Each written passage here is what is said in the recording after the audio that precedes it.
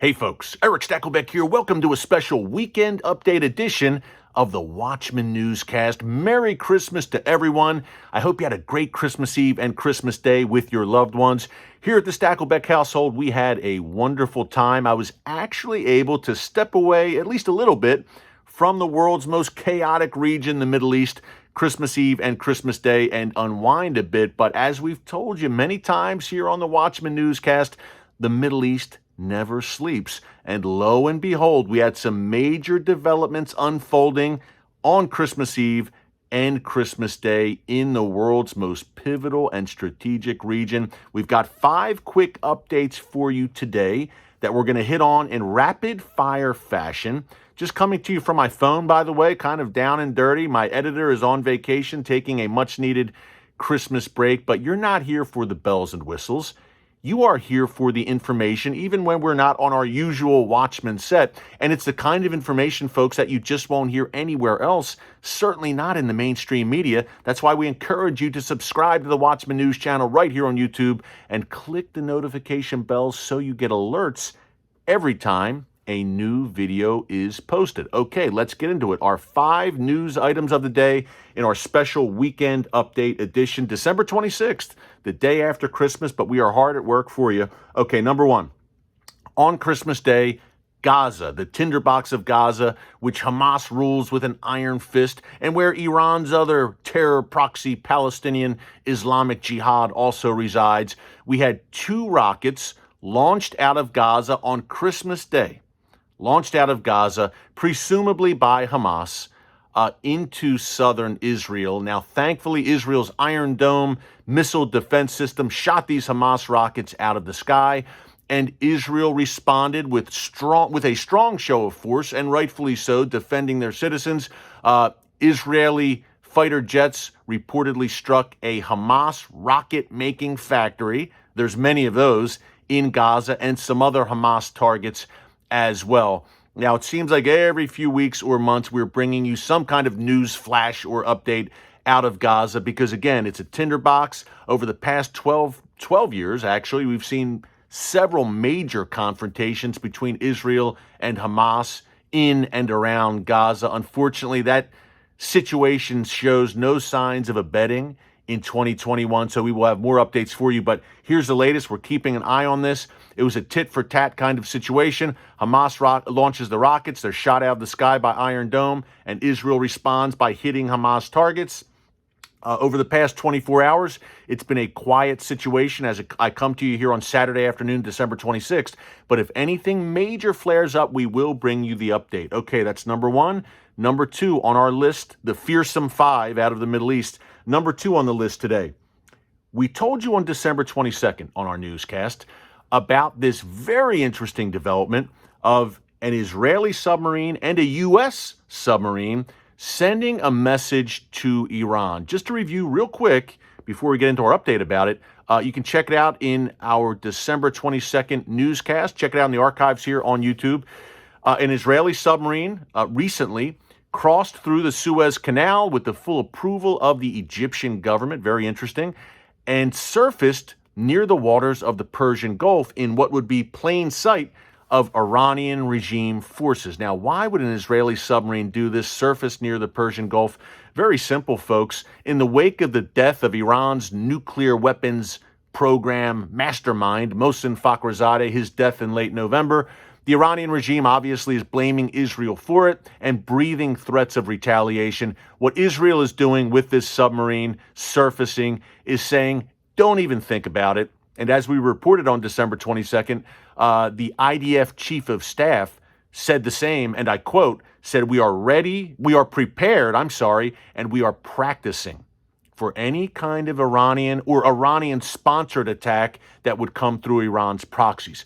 At the same time, a U.S. nuclear submarine also was seen traveling near the waters of the Persian Gulf and the Strait of Hormuz, that strategic waterway which Iran has threatened many times. Now, why would the U.S. do that? Well, January 3rd is the 1-year anniversary of the death of Iran's terror kingpin, Qassem Soleimani, at the hands of a U.S. drone. And Iran, there's been some noise, some chatter, some concerns that Iran may try to strike U.S. interests on that anniversary date as it approaches. So likely coordinated, I would think. Israeli submarine, U.S. submarines send that message to Iran.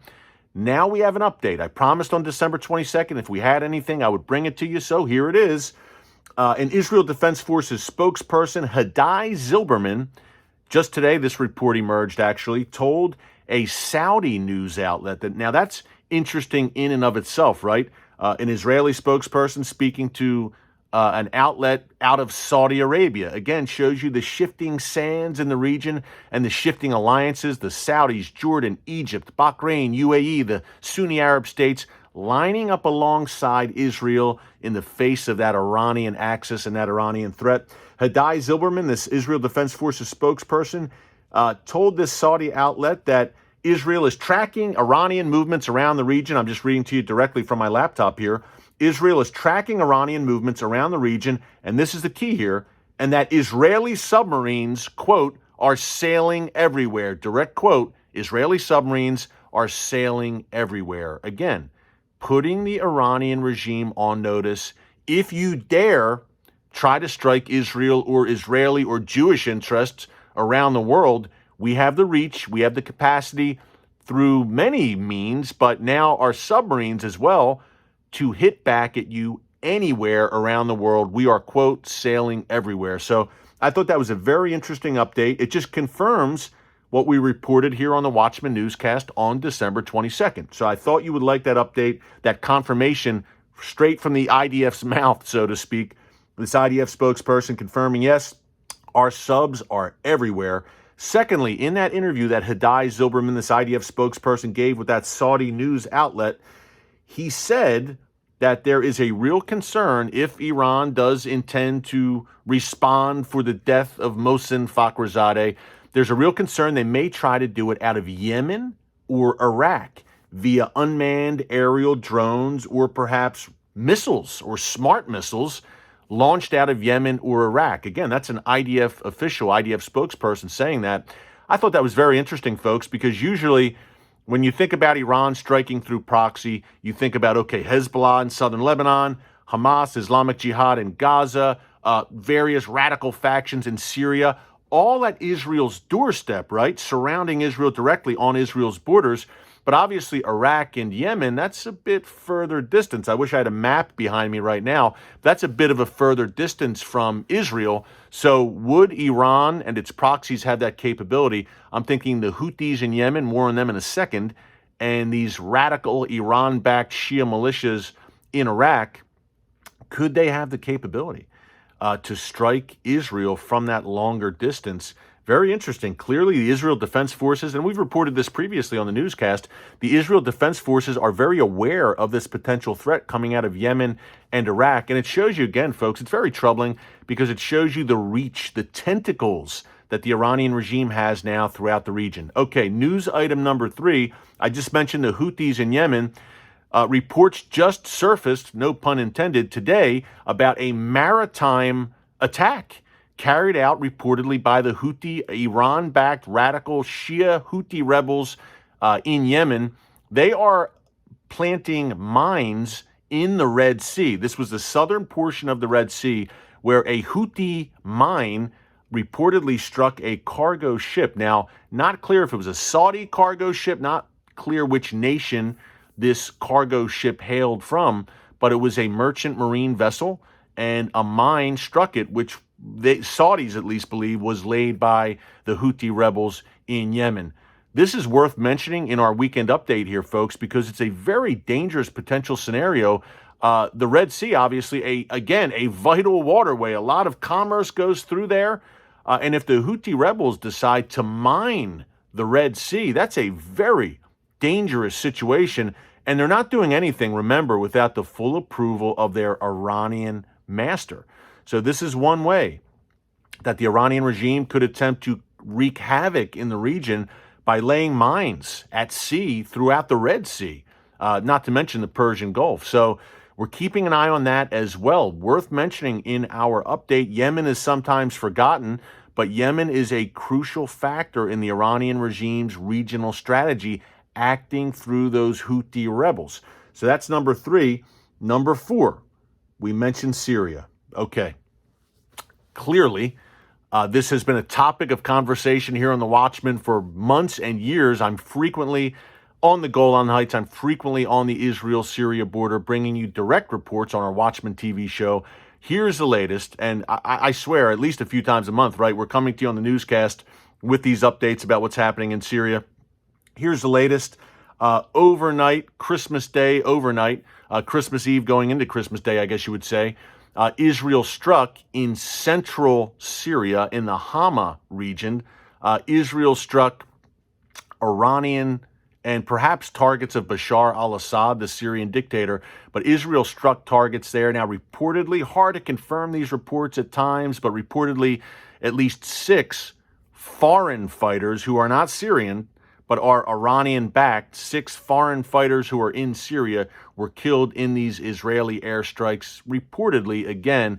Now, remember, when you hear about foreign fighters in Syria, not only Iranian fighters, but Iranian-backed fighters, radical Shias from Afghanistan, Pakistan, and Iraq have all flooded into Syria at the behest of the Iranian regime and made it a huge battleground. So you have several different factions of radical Shia jihadis operating under the control of Iran in Syria.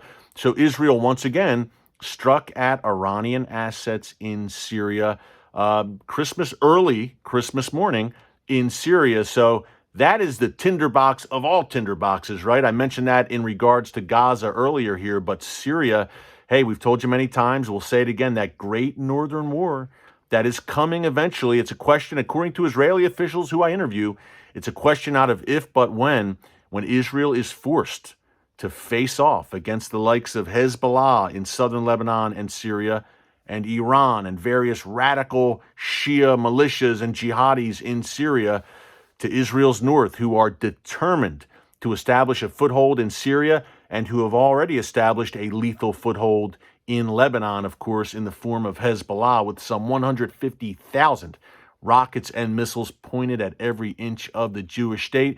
Israel says to Iran, no way will we let you have this presence on the Golan. Iran says we're not going anywhere. So what we have, folks, is a collision course, and the Great Northern War is coming. Lastly, last of our 5 quick-hitting news updates. Earlier this week, December 20th, actually, almost a week ago now, 6 days ago, but no one really picked this story up, and we normally would have here on the newscast, but it kind of got lost in the shuffle a bit because of the Christmas holiday.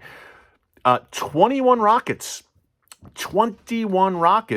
launched, presumably by Iranian-backed Shia militias in Iraq, launched at the U.S. Embassy there in Baghdad, which is inside that green zone where U.S. forces and officials are stationed in Iraq, in Baghdad.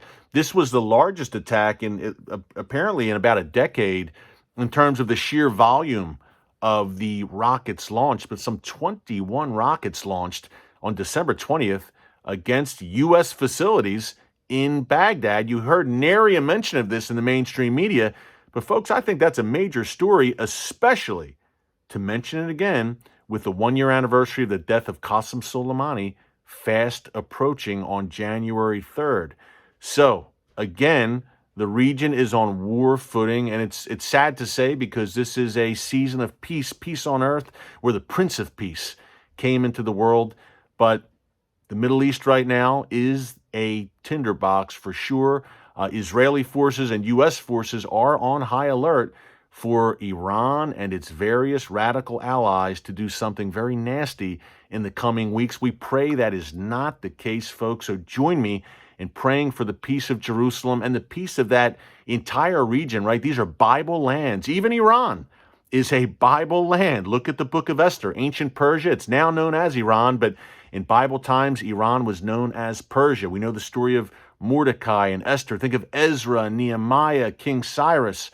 All these pivotal figures had a link to that ancient land of Persia. Think of Iraq, Babylon. So these are Bible lands where the history of the Bible unfolded. So let's pray for that region, that peace can finally come there. But I have a feeling it won't ultimately come until the Prince of Peace comes once again. So thanks for joining us here on the Watchman Newscast. As always, God bless you. We enjoyed bringing you this weekend update. Enjoy your Christmas weekend. Hey, don't get discouraged about this news. God still sits on the throne. He's in control, and he will never leave you or forsake you. So God bless you. Thanks for joining us, and until next time, never hold your peace.